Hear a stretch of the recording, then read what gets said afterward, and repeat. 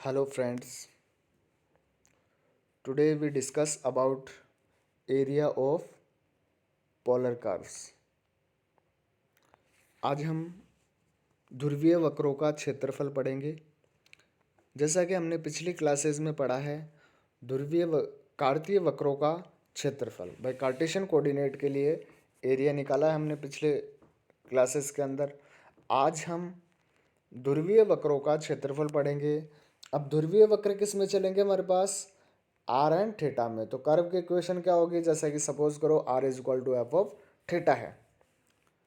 अब यहां से हमारे पास ये जो कर्व है उसके लिमिट्स कहां से कहां तक होंगी?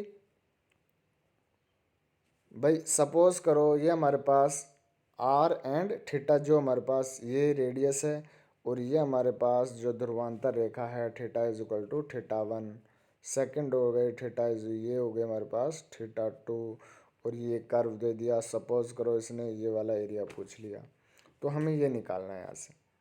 क्लियर है? अब हमारे पास इस कंडीशन में जो ये ध्रुवांतर रेखा है उसको बोलेंगे रेडियाई वेक्टर। क्लियर है?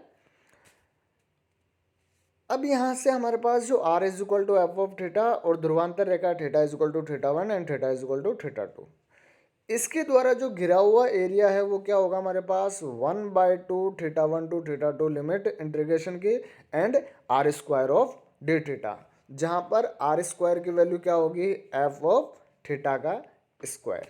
क्लियर है यहां तक?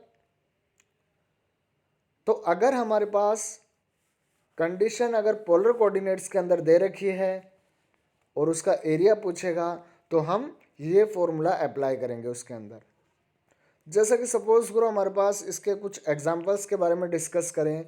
जैसे कि सिद्ध कीजिए वक्र r is equal to A sine of three theta कि एक लूप का क्षेत्रफल 1/4 पाई ए स्क्वायर होता है। हमें इसका क्षेत्रफल निकालना है जो 1/4 पाई ए स्क्वायर होगा। डिफरेंशियल कैलकुलस के अंदर हम कर्व ट्रेसिंग पढ़ा है पोलर कोऑर्डिनेट्स के लिए, उसका यूज हम यहां पर इस इंटीग्रेशन के अंदर करेंगे। क्यों भाई? क्योंकि हमें यहां से इसके डायग्राम को ट्रेस करना। जैसे कि r is equal to A sine of three theta, तो लिमिट निकालने के लिए भाई ध्रुवांतर रेखाएं तो देखेंगे ना हम यहां से, तो उसकी लिमिट्स निकालने के लिए, क्योंकि फंक्शन की वैल्यू तो गिवन है हमारे पास बट लिमिट की जरूरत है। अब लिमिट कहां से कहां तक निकालेंगे ये देखिए हमारे पास। सपोज करो सबसे पहले हम theta is equal to zero ले, तो theta is equal to zero कितने पे होगा? जीरो पर। तो हमारे पास साइन थीटा जीरो, ये पहला पॉइंट आ गया। क्योंकि यहां पर देखो 3 पाई है तो 15 डिग्री ले ले, तो साइन 45 हो गया नेक्स्ट एंगल।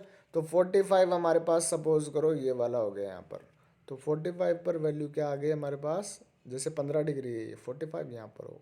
क्लियर है? ये 15 डिग्री है, तो 15 डिग्री पे हमारे पास क्या हो गया यहाँ पर? जैसे कि 15 डिग्रीज पे हमारे पास वैल्यू होगी sine 45 and sine 45 is equal to 1/√2। Clear है यहाँ तक? तो 1/√2 हमारे पास ये हो गया। अब जैसे ही हम यहाँ पर 30 डिग्री रखेंगे तो 30 डिग्री पे हमारे पास क्या होगा? साइन 30, जैसे कि ये 15 और ये 30 डिग्री हो गया। क्लियर है? ये 30 डिग्री, ये 15 डिग्री, 33 तो साइन 91 होगा। तो आर की वैल्यू मैक्सिमम हमारे पास यहाँ पर आ गई, ये जो पॉइंट है। क्लियर है? फिर हम थोड़ा आगे जाएंगे, 15 डिग्री और जोड़ दो इसके अंदर, तो साइन 45 हो गया। और sine 45 into 3 135, sine 90 plus 45 cos 45, और सेकंड कोऑर्डिनेट में क्या होगा? पॉजिटिव। तो हमारे पास वैल्यू क्या आ गई? 1/√2। तो यही वैल्यू हमारे पास प्लस 1/√2, यहाँ पर वैल्यू आ गई। क्लियर है?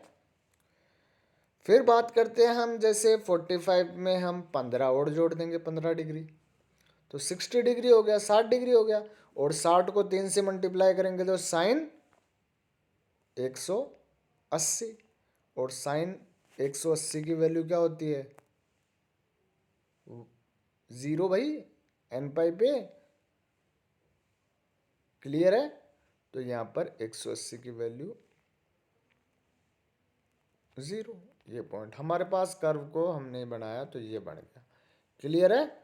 जैसा कि हमने फर्स्ट कर्व बनाया, ये वैल्यू बना। जैसे इसके आगे रखेंगे, सपोज करो 90 रखे तो 93 जा 27 0, तो साइन 270 की वैल्यू -1 होगी हमारे पास, तो -1 होगी, रेडियस नेगेटिव होगी नहीं, तो कर्व यहाँ पर होगा नहीं, तो 60 के गैप में ये चलता जाएगा। क्लियर है? तो ये हमारे पास 3 लूप आ जाएंगे, इसको आगे जैसे जैसे आप ट्रैक करोगे। क्लियर है? अब हमारे पास इसने पूछा है क्वेश्चन में, देखो एक लूप का, तो एक लूप का हम एक लूप लेके चलो यहाँ पर, तो इस एक लूप की लिमिट कहाँ से कहाँ तक होगी? 0 से लेकर π/3, क्योंकि π/3 यहाँ पर 3θ है, तब आगे जाके वो 90 हुआ था। क्लियर है? तो देखो 1/2 फॉर्मूले के according 0 to π/3 and a² sin square 3θ and dθ, और उसका इंटीग्रेशन थीटा के रेस्पेक्ट में। आगे कंडीशन, ये हमारे पास कंडीशन हो गई। अब देखिए इस कंडीशन में इसका इंटीग्रेशन कर नहीं सकते, तो साइन 3θ को क्या लिख सकते हैं? 5 पुट कर दे तो 3θ d5, dθ is equal to d5। Limit भी चेंज होंगी, theta is equal to 0 then phi is equal to 0, और theta is equal to π/3 then phi is equal to pi. तो 1/6 a² 0 to π integration sine square theta and sine square phi and d5। Sine square phi को क्या लिख सकते हैं? 1 - cos of 2π, या फिर आप इसको इवन एंड ऑड फंक्शन से देखो, यहाँ पर 0 to π है, तो हम इसको 2 से मल्टीप्लाई करके 0 to π/2 रख सकते हैं, क्योंकि साइन स्क्वायर थीटा की जगह, साइन की जगह -θ रखे, साइन थीटा की जगह, तो साइन थीटा ही होगा, क्योंकि स्क्वायर के कारण वापस पॉजिटिव हो जाएगा। तो यहाँ से हमारे पास क्या हो गया? इवन फंक्शन है, तो 2 को बाहर ले लेंगे, 0 to π/2 लगा दिया यहाँ पर। अब इसमें अप्लाई कर लेंगे यहाँ से साइन की पावर फंक्शन को, तो यहाँ से गामा फंक्शन में रख दिया इसको, गामा फंक्शन के अंदर वैल्यू, तो gamma 3/2 gamma 1/2 2 of gamma of 2, तो हमारा रिजल्ट आ गया 1/4 पाई ऑफ a²।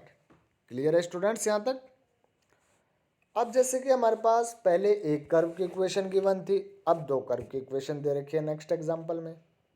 जैसे कि सिद्ध कीजिए व्रतो r is equal to a√2 and r is equal to 2a cos of theta. 2 curve circle दे रखे हैं हमें, उनका उभयनिष्ठ भाग का क्षेत्रफल a² π-1 है। हमें ये ज्ञात करना है कि जो इनका कॉमन एरिया है वो ये होगा। सबसे पहले देखो r is equal to a√2, कहने का मतलब r² is equal to 2a, तो इस ये r² is equal to 2a, तो देखो यहाँ पर x² plus y² is equal to 2a, then यहाँ पर जैसे ही हम वैल्यू रखेंगे तो ये कहाँ पर x अक्ष पे कट करेगा, r² is equal to 2a। क्यों? क्योंकि 2 कर्व बन गए हमारे पास। अरे भाई r is equal to 2a cos of theta, तो इसे सॉल्व करने के लिए जैसे मैंने इसका एक एग्जांपल आपको पहले भी करवाया है, जैसे r से बोथ साइड मल्टीप्लाई कर दो कार्टेशियन में रखने के लिए, तो r² is equal to 2a r cos theta, तो x² प्लस y², ये इक्वेशन हो गई x² प्लस का y² is equal to 2ax। देखो y 0 रखेंगे तो x बराबर 0 और 2a आ जाएगा यहाँ पर, और 0 तो ये हो गया और 2a ये हो गया, और इसका सेंटर क्या हो गया? a, तो a ये हमारे पास ये सर्कल बन गया पहला, जो r is equal to 2a cos of theta है। दूसरा r² is equal to 2a², जब r की वैल्यू 0 रखेंगे तो 0, और r की वैल्यू 2a रखेंगे तो √2a आ जाएगा। भाई x की value x² plus y² is equal to 2 of a², then y is equal to 0, then x is equal to plus minus √2a, then √2a a से ज़्यादा होगी, क्योंकि a हमारे पास इसका रेडियस है, यहाँ पर a ये है। क्लियर है, पहले वाले सर्किल के। तो √2 यहाँ पर ले लिया, तो मतलब ये हमारे पास ये कर्व इसके थोड़ा आगे बढ़ गया। बट यहाँ पर ये दोनों इंटरसेक्ट पॉइंट निकालेंगे। इंटरसेक्ट पॉइंट निकालने के लिए देखो r की जगह √2a रख दूँ, तो यहाँ से देखो a से a कैंसिल आउट हो गया, 1/√2 आ रहा है। कोस थीटा 1/√2 कितने पे होगा भाई, π/2 प्लस का और माइनस π/2। कहने का मतलब है ये पॉइंट कौन कौन से हो गए, इंटरसेक्ट पॉइंट जो है देखिए ये तो π/2 हो गया, क्लियर है, और ये माइनस π/2, क्योंकि ये देखो सिमेट्री है अबाउट इनिशियल लाइन, प्रारंभिक रेखा के सापेक्ष सममित है। तो हम देखो ये जो कॉमन एरिया कौन सा हुआ इसका, बोथ सर्किल का। देखो पहले वाला सर्किल ये है और दूसरे वाला सर्किल ये है, यही हो गया पूरा बीच का, ये वाला एरिया कॉमन हो गया इसका, क्लियर है। अब जो थीटा इक्वल टू π/4 आया वो सीधी रेखा यही हो गया हमारे पास, रेडियाई वेक्टर्स। तो देखो यहाँ पर थीटा 0 होगा, 0 टू π/4, π/4 टू π/2, क्यों, क्योंकि ये सर्कल तो π/2 तक आ रहा है ना यहाँ पर भाई, यहाँ पर π/2 रखेंगे तभी तो रेडियस 0 होगी, क्लियर है, क्योंकि इसमें π/2 रखो, cos π/2 0 होता है, तभी तो r 0 होगा यहाँ पर। तो देखिए जो इस फॉर्मूले में अगर हम वैल्यू रखेंगे तो इसके लिए तो हम यूज करेंगे इस कर्व की इक्वेशन, मतलब 1/2 0 टू π/4 इंटीग्रेशन और r² डी थीटा, r² की जगह आएगा 2a²। नेक्स्ट सर्किल इस पे जा रही है क्योंकि स्ट्रिप चेंज हो गया ना एरिया, तो π/4 टू π/2 लिमिट आ जाएगी, और इस सर्किल की वैल्यू क्या है, r is equal to 2a cos of theta, तो r² की वैल्यू रख देंगे 4a² cos² theta and D theta. देखिए यही किया हमने यहाँ पर, जैसे कि 2 से तो मल्टीप्लाई कर दिया क्योंकि सिमेट्री के कारण, और 1/2 0 टू π/4 r² डी थीटा, फिर 1/2 π/4 से π/2 r² डी थीटा। पहले वाले के लिए r² 2a² होगा, दूसरा वाले के लिए 4a² cos² theta and D theta. अब तो इंटीग्रेशन करना है थीटा की वैल्यू, बट डी थीटा का इंटीग्रेशन थीटा 0 टू π/4, और cos² थीटा का 1 प्लस cos 2 थीटा अपॉन 2, 1 का इंटीग्रेशन थीटा, cos 2 थीटा का sin 2 थीटा अपॉन में 2, और 2 से 2 कैंसिल कर दिया, तो ये हमारे पास πa² माइनस a² जो रिजल्ट हो गया, a² को कॉमन ले लिया तो पाई माइनस a। क्लियर है स्टूडेंट्स यहाँ तक। अब हम एक एग्जांपल इसका और पढ़ लेते हैं ताकि और अच्छे से आ जाएगा हमें। जैसे कि cardioid r is equal to a1 plus cos of theta से घिरे हुए क्षेत्र का क्षेत्रफल ज्ञात कीजिए। इसके घिरे हुए क्षेत्र का, तो घिरा हुआ क्षेत्र तो कंप्लीट ही हो गया ये कोर्डियोइड का। जैसे कर्व ट्रेसिंग से इसको पढ़ेंगे हम, ट्रेस करेंगे तो यही डायग्राम बनेगा। तो 0 टू पाई, देखो ये इनिशियल लाइन हो गई यहाँ पर, इसके अबाउट सिमेट्री है, तो हम थीटा इज इक्वल टू 0 यहाँ पर होगा और थीटा इज इक्वल टू पाई यहाँ तक होगा। तो 0 टू पाई और इसका इंटीग्रेशन कर देंगे और 2 से मल्टीप्लाई कर देंगे, तो देखो 2 1/2 फॉर्मूले के according 0 to pi r² D theta. 2 से 2 कैंसिल हो गया, 1 प्लस कोस थीटा का स्क्वायर, 2 cos² θ/2 लिख सकते हैं। यहाँ से हम इसको चेंज कर देंगे, θ/2 को t पुट कर दो तो लिमिट भी चेंज हो जाएंगी, क्लियर है। तो देखो θ/2 को 5 पुट कर दिया तो dθ/2 is equal to d5, then θ is equal to 0, then φ is equal to 0 and θ is equal to pi, then φ is equal to π/2। यहाँ पर एरिया हो गया 8a² 0 टू π/2 cos की power 4φ and d5। Gamma function apply कर देंगे इसमें, तो यहाँ से gamma of m plus 1/2 gamma n plus 1/2 upon 2 gamma m plus n, clear है, प्लस 2/2। यहाँ से हमारे पास 3/2 πa², ये हमारे पास नेक्स्ट क्वेश्चन हो गया। जैसा कि इसका लास्ट क्वेश्चन दे रखा है, सिद्ध कीजिए कि वृत्त r is equal to a तथा cardioid r is equal to a cos of theta. इस बार सर्किल दे दिया, देखो r is equal to a, कहने का मतलब स्क्वायर करेंगे तो इसका रेडियस तो क्या है a और सेंटर क्या है 0 है, तो 0 एंड a मतलब ये हमारे पास सर्किल बन जाएगा। और कोर्डियोइड बनाएंगे r is equal to a1 plus cos theta, तो यही बनेगा।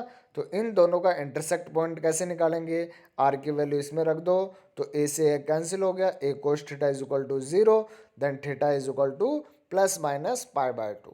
क्लियर है यहाँ तक? तो देखो ये हमारे पास प्लस माइनस पाई बाय 2 इसका इंटरसेक्ट पॉइंट आ गया।